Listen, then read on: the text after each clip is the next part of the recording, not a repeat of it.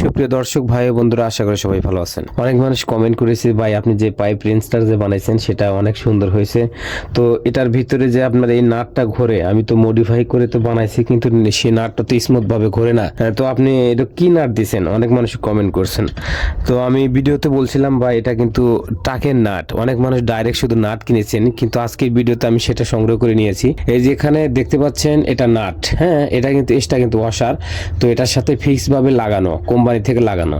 তো এই নাটে আপনার ঝালাই করেছি এই মোটা যে পেস নাটটা আছে সেটাতে। আর নাট ঘুরবে আর জিনিসটা শুধু আপ ডাউন হবে, এটা কিন্তু ফ্রি। হ্যাঁ, এটা কিন্তু টানলে কিন্তু বের হবে না। তো এই নাট দিয়ে আপনাদের কাজ করতে হবে। অন্য কোনো নাট দিয়ে কাজ করলে কিন্তু নাট ঘুরবে, পাইপের উপরে নাট ঘুরতে ঘুরতে পাইপ কিন্তু একদম ফুটো হয়ে যাবে, কিন্তু টাইট নেবে না। তো এটাই হচ্ছে সেটা। এটা যত আপনি ঘোরাবেন, এটা একদম ইজি, আমি গ্রিজ দিয়েছি। তো এটা যত ঘোরাবেন তত উপরে দিকে উঠবে, আবার ডাউন দেবেন, আবার নিচের দিকে পাইপ জাম হবে।